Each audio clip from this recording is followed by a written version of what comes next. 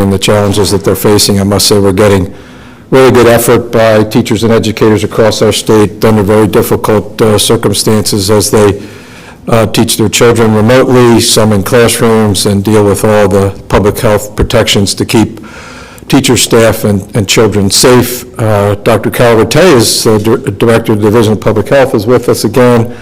We're going to talk about new data calculations that will help us as we look to focus on areas across our state where we're experiencing a little uptick, better understand the percent positives basically, and really moving towards, I think, a criteria that's consistent with what most of the other states are doing and with what is being recommended by CDC, Johns Hopkins, the New York Times, as they publish these data. I think it will help us better understand the number of positive cases that we're seeing on a day-to-day basis as a percentage of the tests that we're doing, and Dr. Rattay will get into that and the different approach that we currently take on that criteria. And then we're also going to hear from A.J. Schall, our Director of the Division of Emergency Management here in the state of Delaware. His team, he continues to be our testing czar and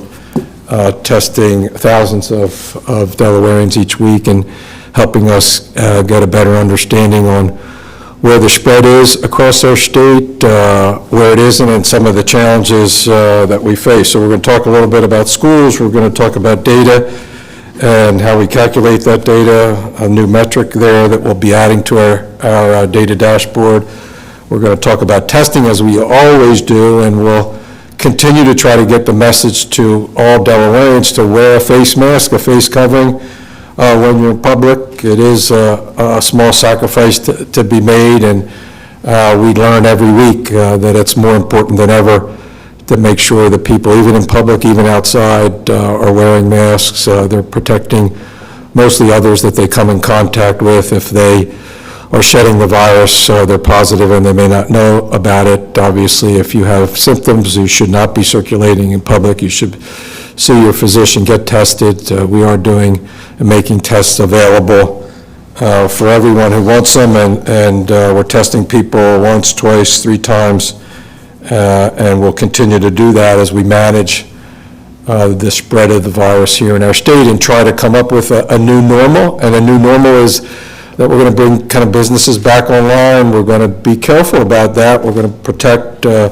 employees. We're going to be conscious of a mask wearing when there are other people around and social distancing. We're going to gradually bring children back into schools. Most of the school districts are going with fully remote learning at the moment, but they're thinking through how they move some of their student populations back into in-person instruction with teachers, and most of that focus is on children with special needs and children in the elementary schools that need that personal interaction the most. And we're also going to talk about our efforts to continue testing thousands of Delawareans on a weekly basis. And so let's go to our data dashboard. Again, we're over 21,000 total cases with 276,000 negative tests, and we'll see a different calculation of the total testing later as Dr. Rattay talks about this new data point that we're going to be looking at. Sadly, 646 total lives lost. Overwhelmingly has been the case in the very elderly, nursing home and other vulnerable populations, those with pre-existing conditions, but each one of those a precious life. Mother, father, grandmother, grandfather, a neighbor, somebody that we've known and loved throughout their lives, and each one is a sad occurrence for all of us. Hospitalizations are trending up, a little bit concerning there. 87 that are currently hospitalized, and we'll take a look at that. So just over 11,000 positive cases in Newcastle County, about reflective of the population that Newcastle County residents have as the state total. 3,100 cases, almost 32 in Kent County, somewhat reflective of the population. And then the number of positive cases in Sussex County continue to have the most cases per 100,000 in the population there. A lot of that reflective of the two surges that we've had in our state, one in the poultry industry back in the spring, and then the beach communities as we reopen in June and July. We're seeing an uptick in the number of new cases per day. You can see that at just the 7-day moving average now at about 140 new cases. You might remember that our target for staying off quarantine list was 97 about a month ago, and we were on again, off again, 1 week on, 1 week off, meaning we were above or below 97. I think we went down as low as 80, and that's where we need to be. That's where we want to be to more fully open schools and businesses across our state. Part of that is because more people are testing positive. You can see the 7-day average of 8.1%. Obviously, that's somewhat concerning. Our target for the World Health Organization is 5% positive. We got down closer to 3% at one point when the number of new cases were down around 70 or 80. So we're seeing an uptick across the board. It is concentrated again in that young adult demographic, ages 18 to 34.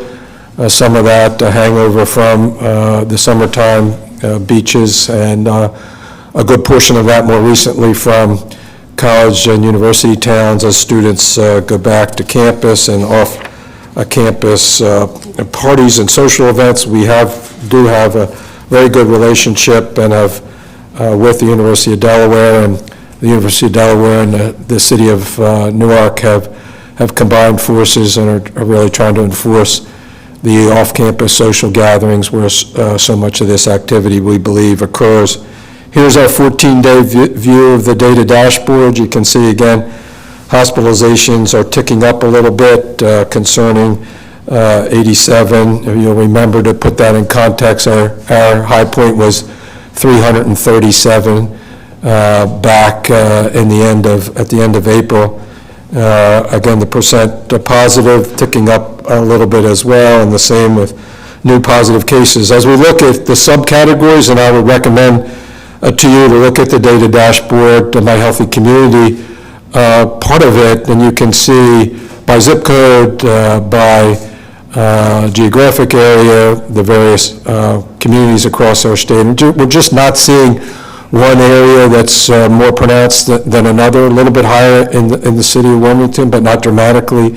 So it seems like the new positive cases in the Newark University community have flattened out a little bit. It's just kind of a general, malaise across the whole state, where you're seeing a little bit of cases in every geographic area. And of course, that's not where we want to be. We'd like to see lower cases in each geographic area with no surges. And so as we look at the 90-day view, you can see more pronounced the recent kind of uptick there after meeting kind of a trough, a low in the middle of August, where we were going down, as I said, with percent positives in the 4% range, with total daily cases in the 80 to 90 case range, and hospitalizations ticked down as low as 40.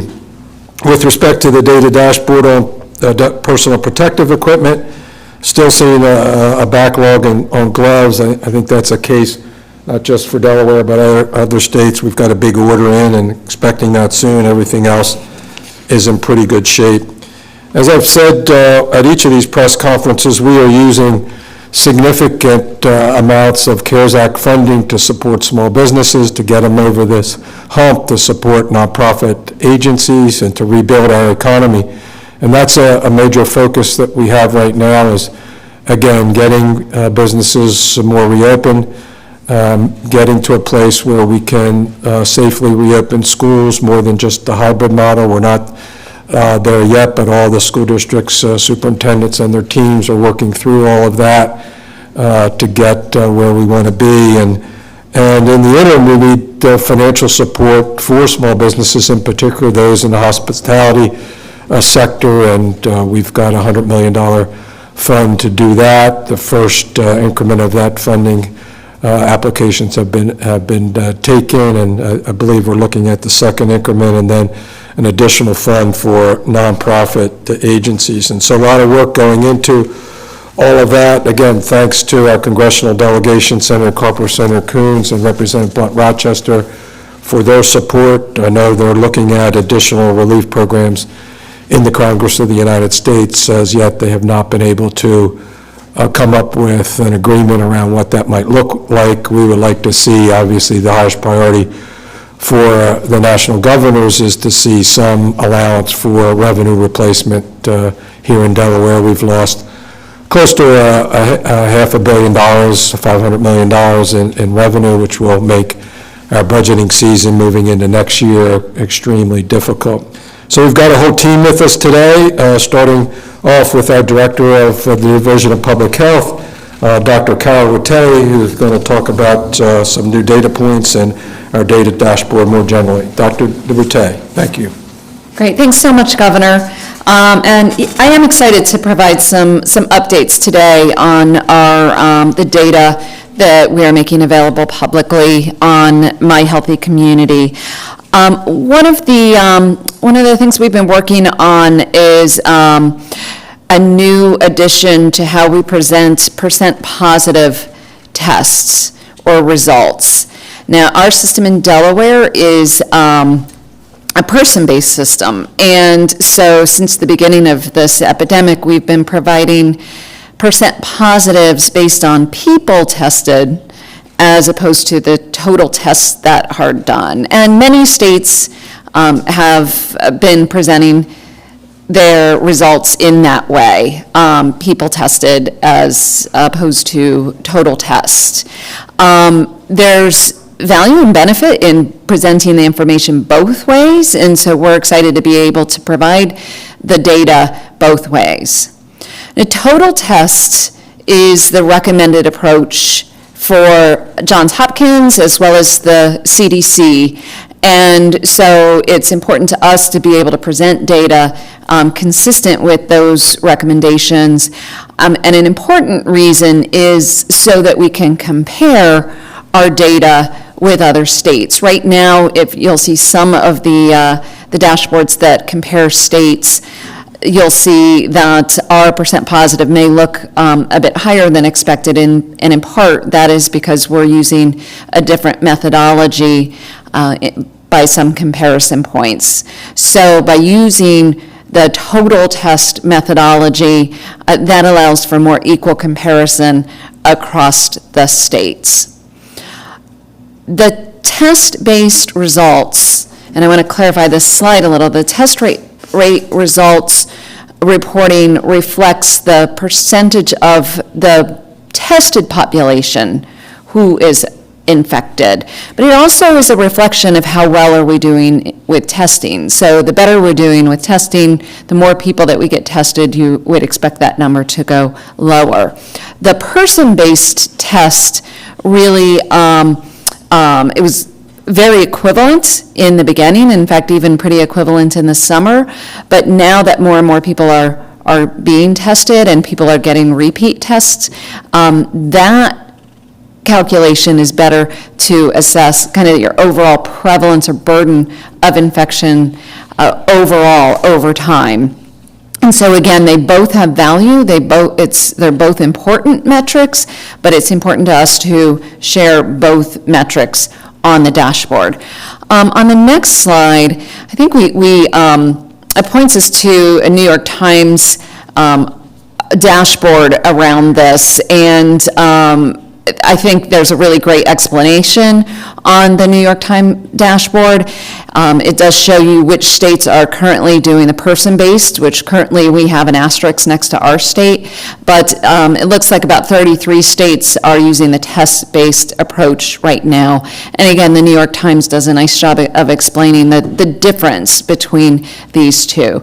But you will see, once we switch over to test-based percent positives, that our percent positive will go down significantly, and a big reason is your denominator, or the bottom part of the calculation, is total tests, which is much bigger than the total number of persons tested. Again, each has value, but you will see that number going down once we switch over to the test-based approach.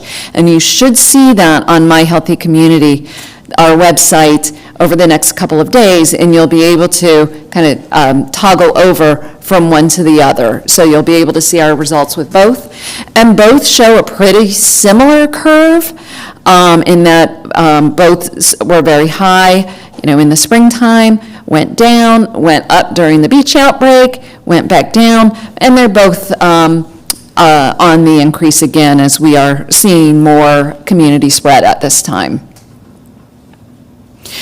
So speaking of more community spread, as the governor said, we are seeing some increases in overall case numbers, case rates, and percent positives.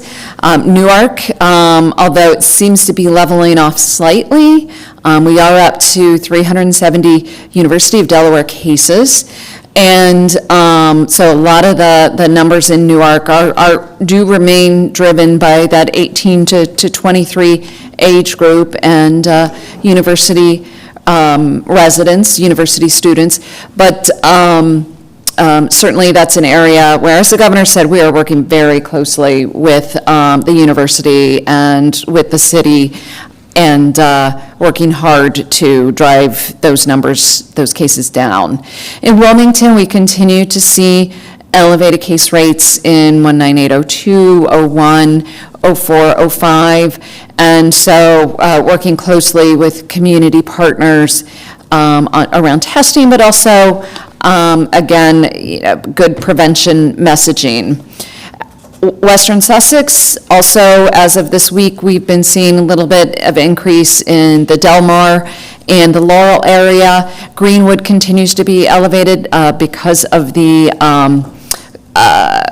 long-term care facility there, and also in the Ellendale area. This past week, we saw some slight increases. So there's a number of areas in the state. We wouldn't call them hotspots because they're not hotspots, but they are higher than the rest of the state, and we're keeping a close eye on these areas and taking that multifaceted public health approach to testing and prevention in those areas. So long-term care update, the 3 facilities that we have been talking about have all seen a slight increase in residents and staff who have tested positive in those areas. We also now are monitoring an additional facility in Hockessin, Regal Heights Healthcare and Rehabilitation Center, which has a total of 13 residents and staff who are positive. One thing I did want to point out is you may have noticed in some national media that a number of long-term care facilities have received testing, antigen tests from the federal government. And a number of those tests in facilities across the country, and including some of our facilities in Delaware, have seen some false positive results. When we see those positive results in staff, we are backing them up. Actually, I should say with residents. Staff are being tested with a PCR test, but if residents are tested by an antigen test that's positive, they're treated as a positive, but we do confirm it with a PCR test. We have seen some, not many, false positives in our facilities, but none of this changes the way we respond, which is, in all these facilities, we are seeing increases in cases among staff and residents, which means that weekly testing among staff is so critically important, and all of the infection prevention approaches that are critical, whether it's appropriate PPE at all times, and making sure that people are isolated and quarantined as is appropriate. It's really critical that those measures are followed. Another thing on our dashboard that we're really excited to be able to share is a chart that looks at venues that are visited by positive cases. So what we started doing in July is, for every positive case, we ask them if they have been in certain high-risk settings. And among the cases that we interviewed, around 25% every week tell us that they have been in one of these high-risk settings. So now if you go to our My Healthy Community website, you'll see this venues chart under contact tracing, and you can see that restaurants are the most commonly visited venue, but also gyms and bars are up there as commonly visited venues by people who have tested positive. Now, that doesn't necessarily mean that's where they got their infection, but within the 14 days prior to becoming positive, they were in one of those venues. Additionally, events are, again, fairly common. House parties remain the most common event that people who became positive participated in, but also weddings and religious services and other large gatherings are up there as well. So we'll keep making that available to you on a weekly basis so you can see kind of where people may have been exposed. And certainly, again, we want to remind people that if you do have compliance concerns at all, whether it's gatherings or businesses, please send your complaints to hsbcontact@delaware.gov. Oftentimes, it's really the only way we know that there is an establishment or some event that we need to be keeping our eyes on. And then finally, I want to make a mention about Halloween. We did issue guidance for safe fall festivities just this past Friday. Our guidance, like much of our guidance, is risk-based. So we're not saying that you can't celebrate Halloween, but we really want to promote low-risk activities, like activities within your home. Might be pumpkin carving, decorating your home, holding a virtual costume contest, a movie marathon, etc. Other ideas that are low risk that won't put anybody at risk for getting COVID-19. But then there's also some medium risk activities that do involve being out of the house, out and about, but if done safely, meaning always face coverings, always social distanced, people can do them safely. So that might be, going to a pick your own pumpkin or apple farm, or a trunk or treat that has been approved by public health. That means it can be done safely. Additionally, trick or treats, which we know many people are interested in. We are not recommending your normal door-to-door trick or treat this year.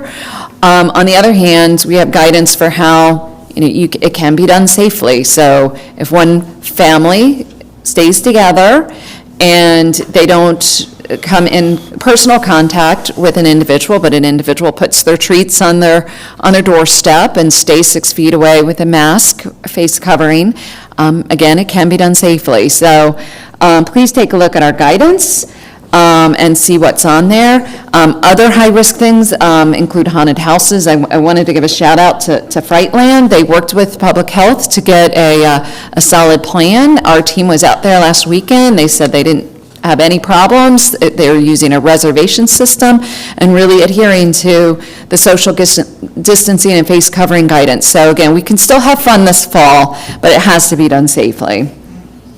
And it has to be done with a mask on. Imagine that, Halloween, this is an easy sell. Wear a mask on Halloween. We've been having trouble getting folks to wear a mask, but on Halloween, it should be easy. Thank you to your team, Dr. Rattay, for all their work on that guidance. I was on the call this morning with the mayors of towns across Delaware, and they were very appreciative of the guidance that you gave. I think they thought it was basic common sense, consistent with everything that they've been talking about and we've been talking about.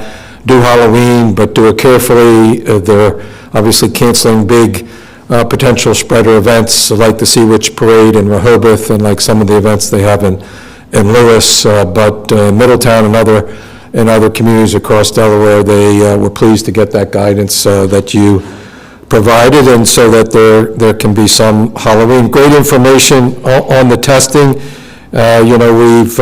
We use a number about 300,000 in terms of the number of tests being done because it's the number of persons that are tested, and when they get tested a second or a third time, as I have and others have, you know, you add those tests up and you're close to 500,000, and we're missing 170,000 or thereabouts in our calculation, and so we'll be able to compare our testing results and percent positive better with New York and New Jersey, who use this measure. It's often why I wonder why their numbers look so good. That might be part of it, but they use that measure, as do most other states, and is recommended by CDC. So in my understanding, we didn't have the systems to do it early on, but we've worked through that to set up a different database, and that's going to be a good and helpful thing for everyone to make those numbers more meaningful, because as you test a second, a third, a fourth time, as we expect to do, particularly with teachers and educational staff, those new tests under our current way of calculating don't count for the equation. So that certainly diminishes the usefulness of that data and that data point. So we'll present both data sets on the data dashboard, and folks can see it for themselves. Dr. Bunting, lots of things happening, lots of challenges in our schools and with the Department of Education as we try to assist schools in the reopening process. Thank you, Governor. As a reminder, we have shared this scenario picture with you before. If you'll remember, back in August, it was based on data announced that schools could open with scenario 2, which is an in-person remote combination that we call hybrid. Districts do have local authority to open under a lower model, which is model 3, if indeed they could not get ready for their hybrid model by the typical opening of a school year. So some districts did, and charter schools did choose to open their academic year under the remote-only choice.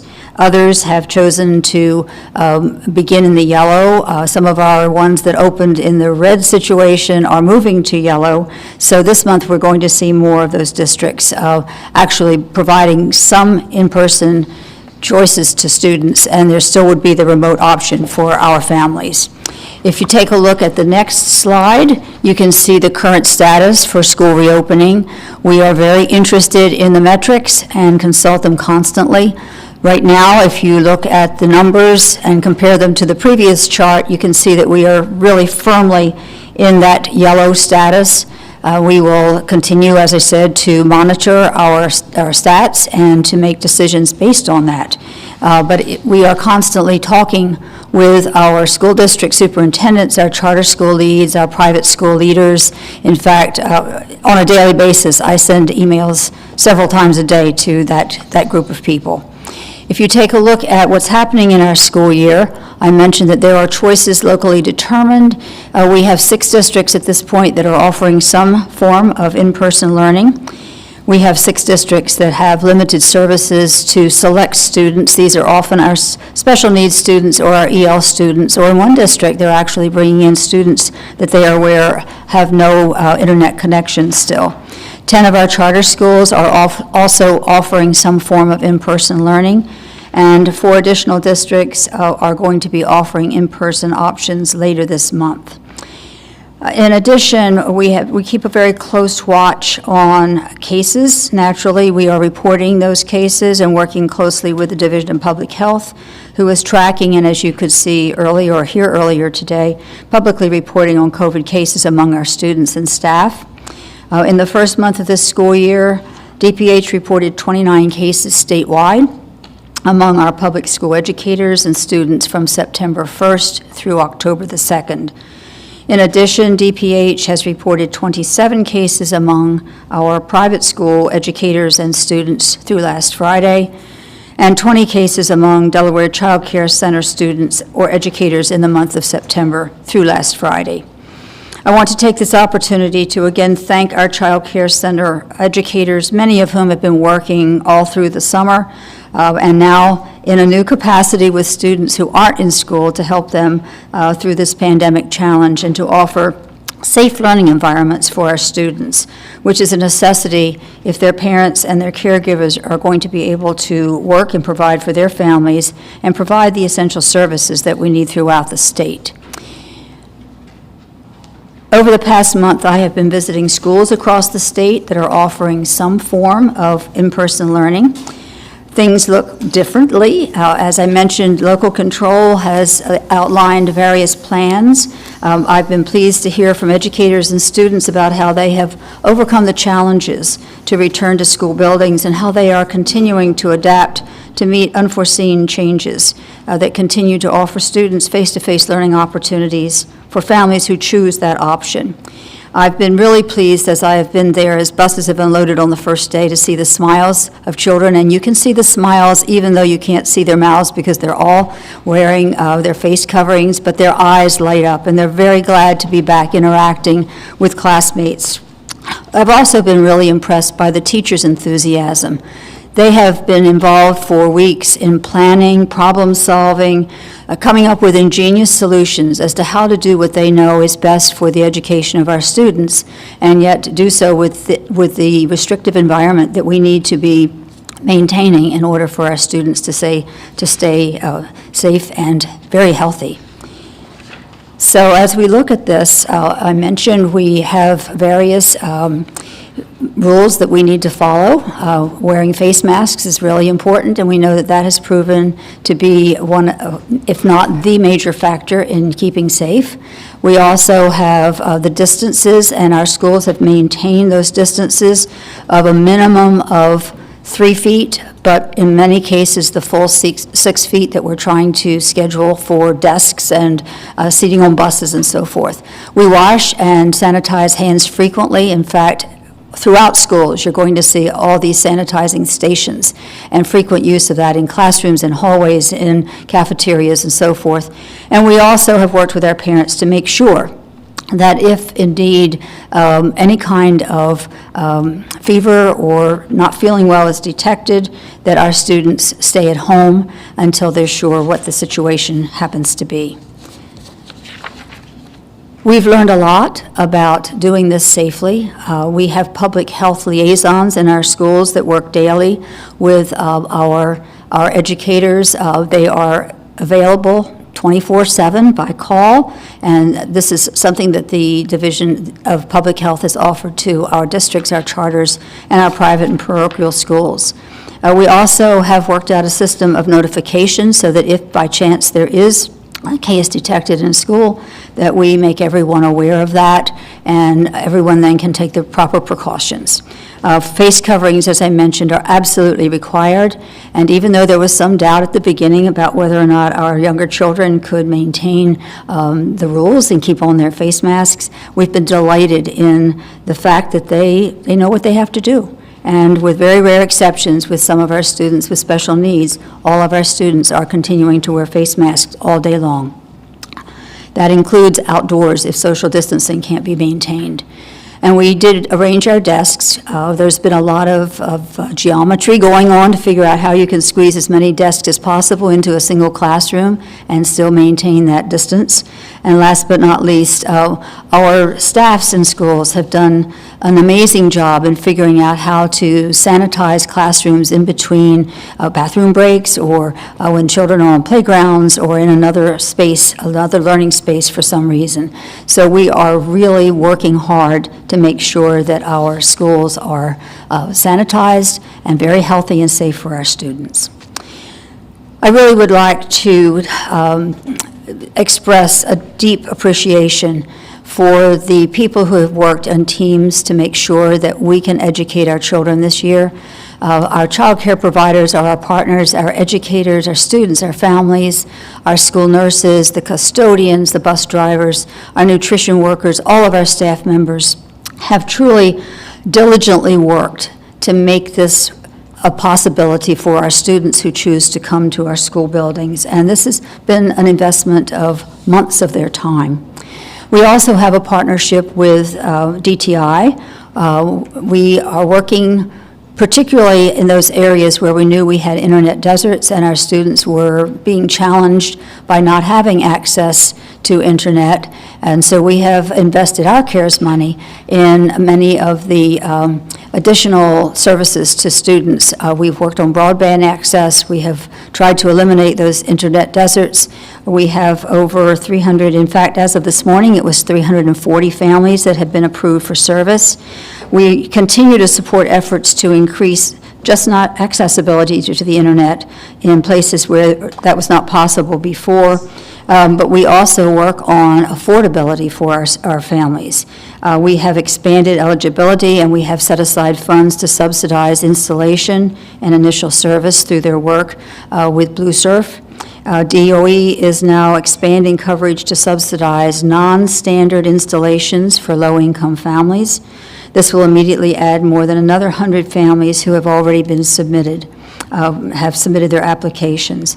Districts and charters will not know if a family is a standard or non-standard family immediately upon submission. This will be taken care of by Blue Surf and by DTI. So again, we thank them for their partnership. Districts and charters may also now request a subsidy for some of our educators who need non-standard installations. So in order to continue to provide our remote learning successfully to all of our students and to enable our teachers to do that from any location, we need to continue our efforts to support and to expand remote learning opportunities. Governor? So thank you, Dr. Bunting. A big thank you goes out to all the teachers, educators, principals that are really leaning into this very challenging situation as they bring children back into school for in-person instruction with their teachers there and for remote learning and the challenges of that. Have visited some of the districts that have a mix of in-person and remote learning, and two things that stood out to me. One is that the children are all wearing masks. It was something that was thought to be a concern. My guess is it's because you can make them wear them. Unlike adults, we have difficult time doing that. Children are in school, you can just make them wear the mask. I was just driving around the town yesterday, and I saw a little kindergarten class, and every one of the little ones had their mask on, and of course the masks are almost as big as their faces and covers so much of it, but they look so cute with their mask. And so important for the children to wear a mask, obviously to protect teachers and others in the room as we think about transmission. Dr. Rattay. The other thing that I've heard is as folks get back into kind of this new normal, they feel more comfortable with all of it as they see that it can be done safely. And so we'll continue to work on that. Part of our efforts to work on that is to do extensive testing among teachers and staff, to do testing in communities where children are going back in the classrooms, and testing across our state. And our testing czar, A.J. Schall, is here to bring us up to speed on testing sites coming up. All right, thank you, sir. Good afternoon, everybody. Right now, the community testing plan is really in 4 different buckets. We have the school testing that I'll talk about. We have our community drive-throughs and pop-up sites. We have the at-home test, and then we have the static sites as well. So I'm going to start with school testing. In partnership with Newcastle County, we are ramping up the community sites to meet the need for schools that are about to go back to a hybrid model over the next several weeks. No registration is required, but it is preferred. Any student may attend, so if one time or day doesn't work, feel free to go to another one. Again, these are going to be run similar to all the other drive-throughs, so they're going to be high throughput, easy access events over the next several weeks. If the weather does turn for the worse, we are going to attempt to do them indoors in either a gymnasium or an auditorium, depending on our location. So just bear with the site managers as they kind of work that through if the weather does look bad. But right now, it looks like we have a pretty good week this week. And again, all these results are about 48 to 72 hours delivered back to us. First, I'll start with Newcastle County. There are 12 events this week, kicked off yesterday with Del Castle, McKean High School, and some others. These go through Saturday of this week. The capability each of these to test over 1,000 people if need be, so plenty of opportunity. You could go to delaware.curativeInc.com to sign up, and again, you are not required to go to your school district. If something else works convenient for you and your family, that works as well. They're all open to anyone. For Kent and Sussex, we only have 5, but what's not on here is kind of our beginning of a new part of our school testing strategy, which is going to be the reoccurring option for the school district. So Polytech, Seaford, Lake Forest, and Cape Henlopen all opened up, as Dr. Bunting mentioned, over the last several weeks. So we are working with a company to provide access to testing on-site at the districts, high schools, or another school that they choose.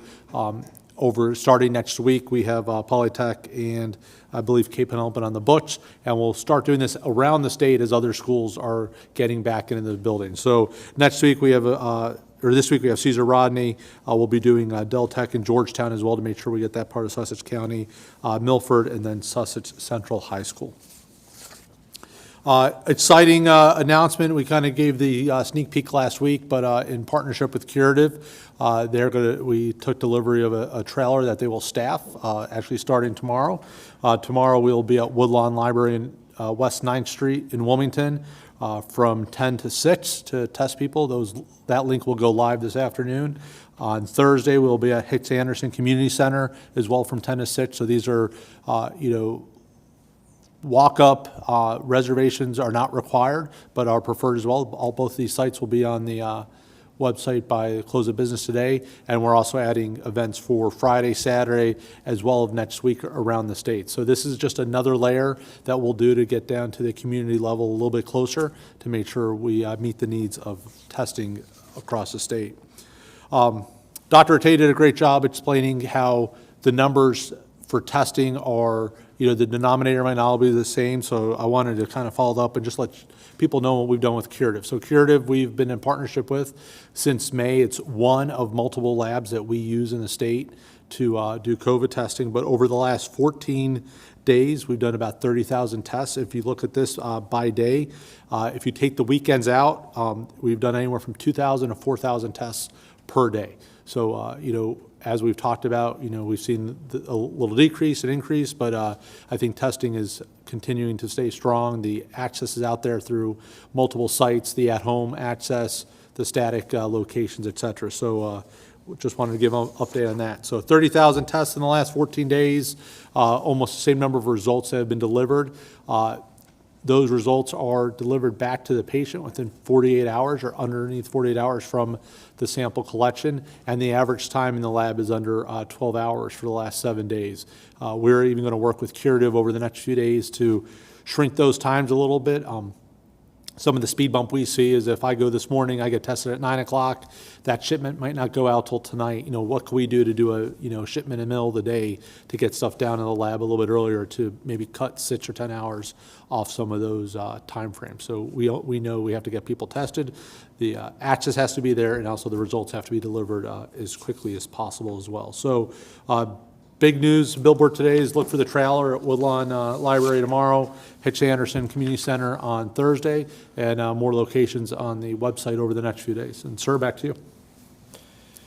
All right, so get tested, get tested, get tested. Wear a mask, wear a mask, wear a mask. Even on Halloween, you don't even have to fake it. You can just do your civic duty and wearing your normal mask, and you're all set to go. So lots of things happening, particularly with the data dashboard and this calculation that will make us more consistent with other states, and also recognize that now we're getting to the point where we have folks that are getting tested a second, third, a fourth, and more times, and in fact plan on doing that, particularly for teachers. So testing is an important part of managing the virus as we move forward, but contact tracing, which is the effort that follows up on cases or tests that come back positive. And we would really request that everyone who gets a contacting trace, please take the phone call and engage with the interview with our contact tracers so we can better understand where you might have come in contact with folks and protect others, and where you might have gotten the virus, and so we have a better idea of where the spread is coming from, what are the hot spots. Dr. Rattay did give you some idea of some of the venues that cause concern. It shouldn't be anything new to any of us. Large gatherings, indoor spaces, spaces where it's difficult to social distance, meaning keeping 6 feet from somebody next to you, wearing a mask, always indoors in public, need to wear a mask. It's really for the protection of others, to keep your particles, respiratory particles, contained within that mask and not spreading, so others can pick up that virus as you're shedding. And so it's important that we continue to get tested and that individuals get tested when they think they may have been exposed. To that point, I would encourage everybody to download COVID Alert DE. This is an app that you can voluntarily sign up for. It's anonymous. It enables you to know if you've come in contact with somebody who tests positive subsequently within 6 feet for more than 15 minutes. And so it'll just give you an alert, and you can know that you've been in contact with somebody anonymously that is testing positive. That person is also somebody who's participating voluntarily, who indicates when then they get a call from public health that they've tested positive, that they can trigger the app so that other people can know who they might not be able to identify. So it's a really good tool to help each of us, and I would recommend it to you. So bottom line is, we've got this little bit of an uptick. Some of it could be the fact that we're moving back to fall activities, circulating a little bit more, letting our guard down when we're in public or we're in enclosed spaces. Most of this activity happens in unstructured house parties, off-campus parties for the college students. Things aren't structured like a restaurant, a bar, and even there's risk. And gyms, I know when I go into my gym and I see too many people there, I just kind of turn around and go out and not subject myself to that potential risk. So we're also moving into the flu season, and so we ask everybody to get your flu shot. And the big concern there, again, is hospital capacity. We talked about it last week. A normal flu season, you'd see several hundred that are hospitalized with the flu. You add to it now, we've got 82, I think the number was today, on COVID-19 hospitalizations, and you're starting to talk about numbers that start to approach our capacity, which, depending on the day and elective surgeries, it could be in the 400 to 500 or more range, as we saw back in March. So help us prevent the spread, quash the virus. Stay at home if you're sick, by all means. Wash your hands for 20 seconds. Most importantly, wear a face mask at all times if you can, particularly if you're indoors and can't maintain a safe 6-foot distance from others.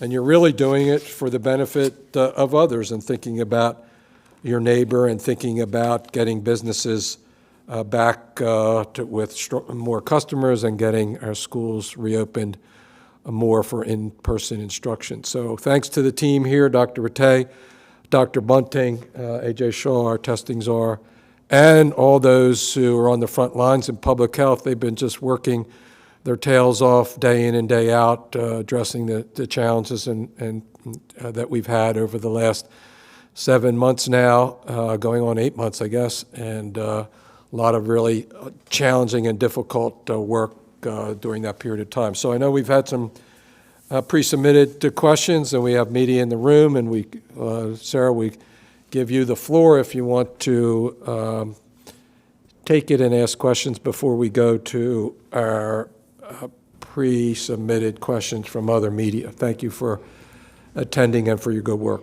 How are you, Governor? Thank you. Good, thanks. So with the caveat that we're going to expect a more accurate picture of the positive case count with this new data that's coming out, the percent that was on the website today is around 8.1% last I checked.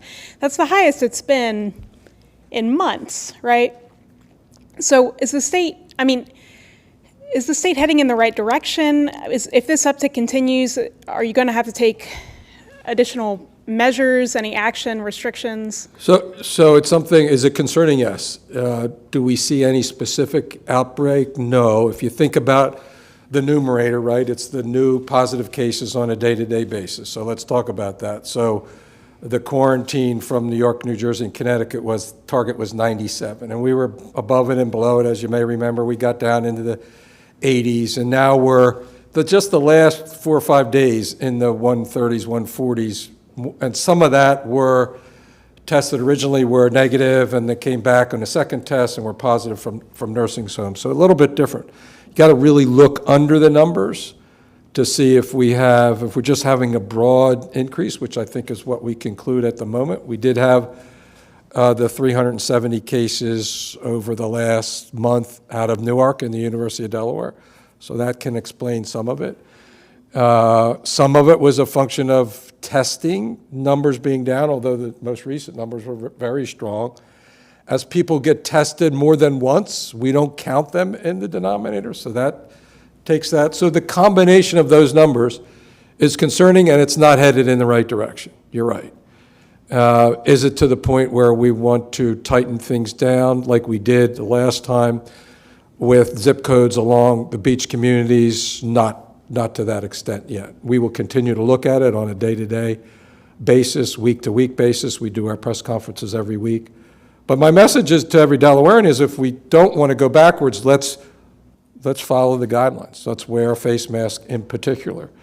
And let's be careful in public settings, particularly indoors, at the stores, at the various indoor locations, the supermarkets, and all those places that we go. Wear your mask.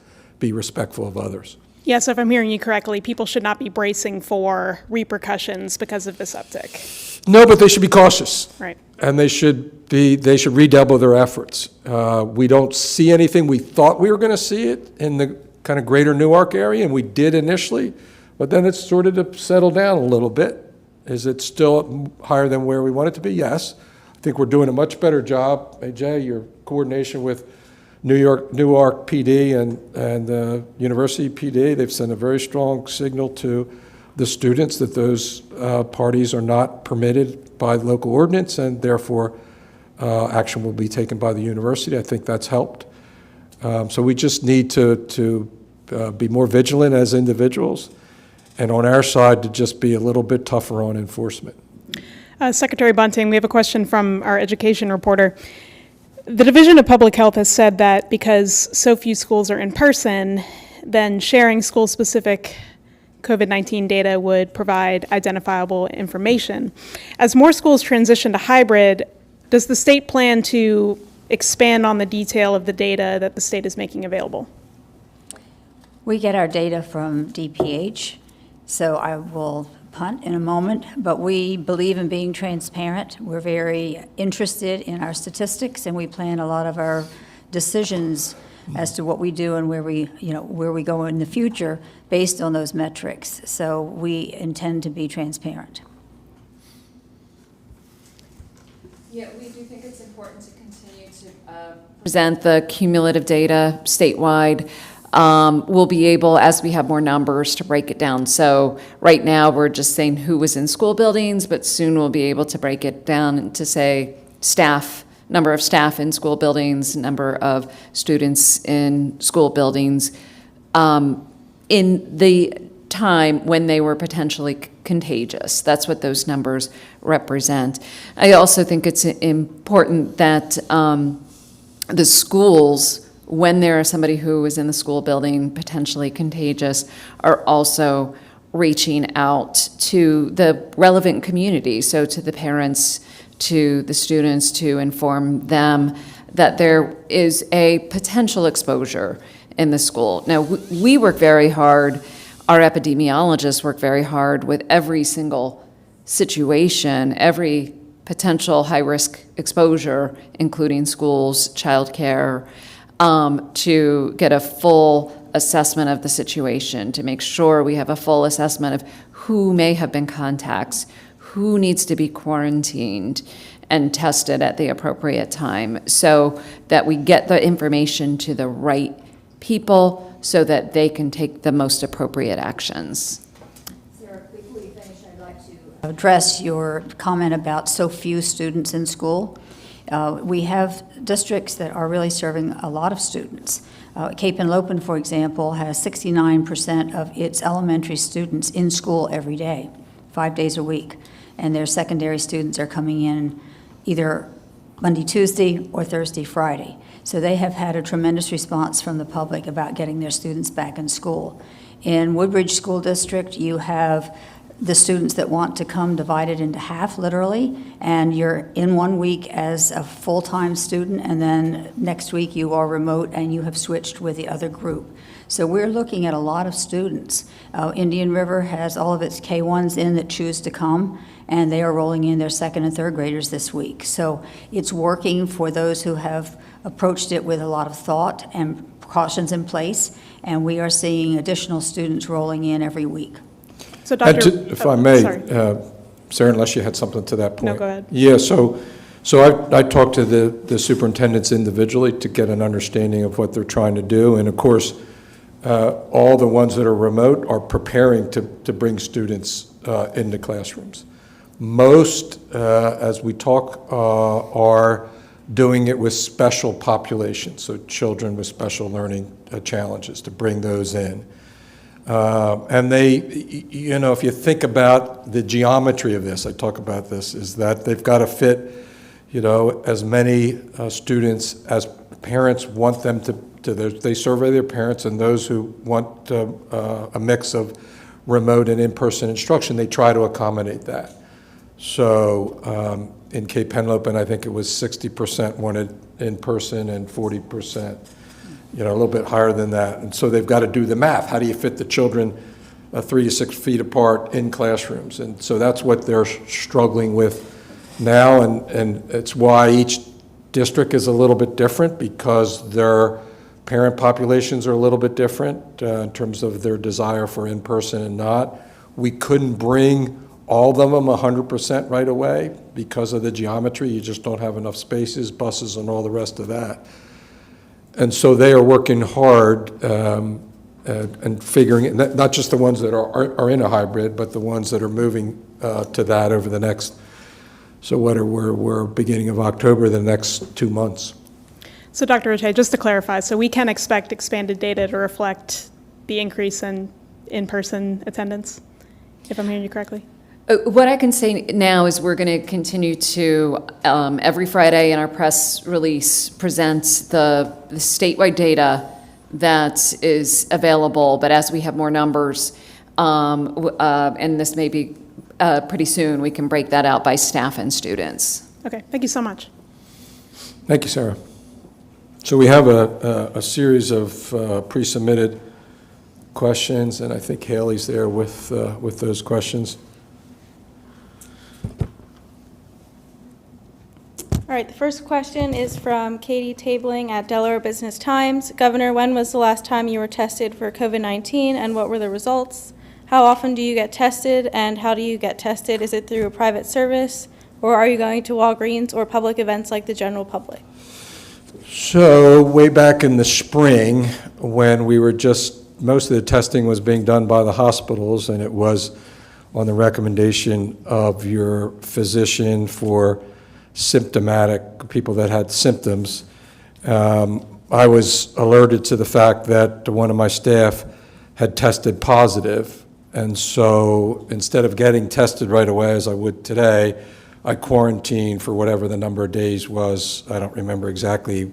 We learned about it sometime into that infectious period, so I quarantined for that. Then later in the summer, my youngest son, who was home working remotely from his computer science job in Boston, was feeling sick, and so he got tested, and I got tested. One of those nasal swabs where they went back into my throat, I felt like to get that.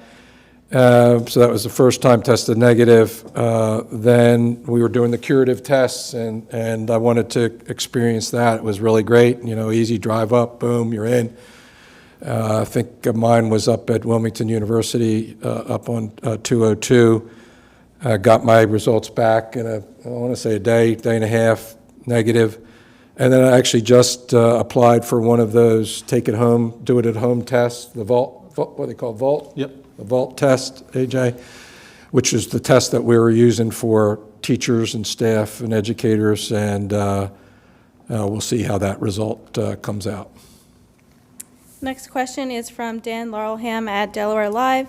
New York City has closed a lot of schools. Are you afraid that Delaware will ultimately have to do that as well? Yeah, I sure hope not.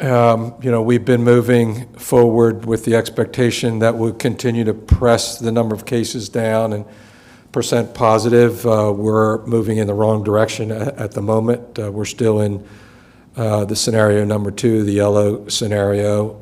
And so that's why we need to redouble our efforts to do better. That's why we need to get the message across to college students at the University of Delaware and our other colleges and universities to be careful and not carry on social events off campus that become super spreaders, and for everybody to wear a mask when they're in public and they can't social distance, wear a mask when you're outside and in public. It's if nothing else, it's just a way of showing solidarity for your neighbor and for the rest of the community, because it affects the ability of small businesses, particularly in our hospitality industry, to be able to do more business and to accept more customers. Customers aren't going to go back into those venues unless they feel safe, and certainly everybody needs to be wearing masks there. Let's not make masks a political statement. I mean, let's wear masks because it's good public health practice, and it's if you want your children back in school, and we all do,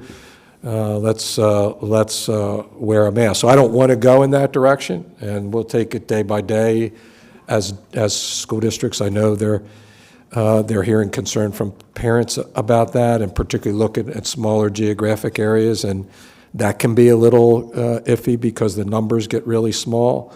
When you do that, your testing is not as consistent. You really have to take that 7-day moving average and the statewide perspective, and then start to look at the situation on the ground and whether you're getting larger outbreaks or not. So, hey, I don't want to go that direction.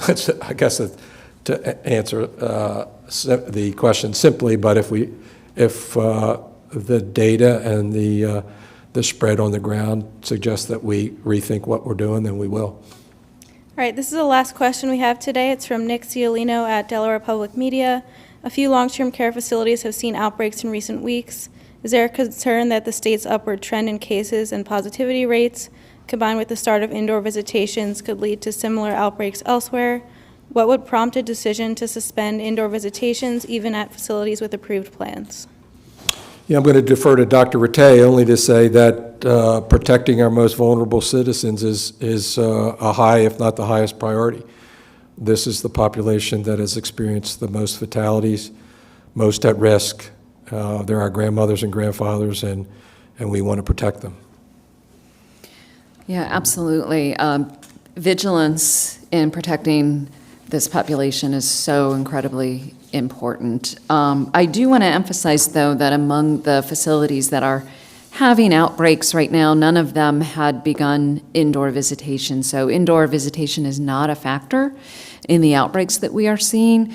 But we do know when you see increases in community spread, that can translate then to increases in staff and others who bring the infection into long-term care. So our focus is really vigilance with long-term care. The weekly testing of staff is so very important, but also all prevention control measures, wearing appropriate PPE at all times in the facility, making sure that if there's any exposure or positive cases, that appropriate isolation and quarantine is followed. And so those measures and working with long-term care to make sure that they are and remain at the top of their game in regards to infection prevention is really of the highest priority for us right now. It is possible, if we continue to see significant increases in community spread and increases in outbreaks in long-term care, that we would need to revisit those indoor visitation policies, but we are not there right now.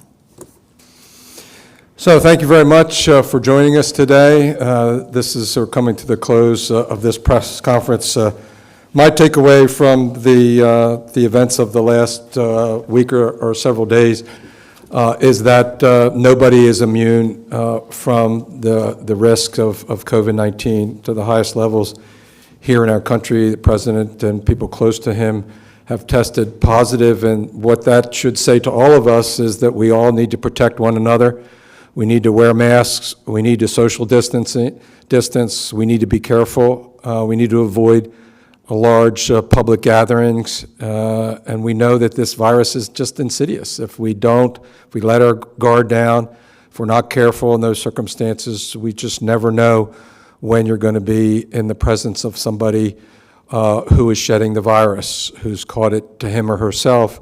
They may be asymptomatic. One of the things that we've learned, Dr. Rattay, through all of this, is that there are a lot of people that are shedding the virus that don't have symptoms, and that means that they don't know that they're sick. And so each of us, if we're going to, again, get it back to a more normal economy with people back to work and with more children in front of teachers in schools, what we ought to do is not forget about the virus and act like it's not here, and not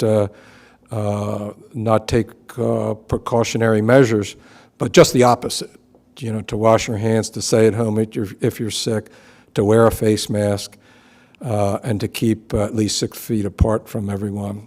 The Division of Public Health has put out Halloween guidelines. Everybody be safe and wear that mask on Halloween.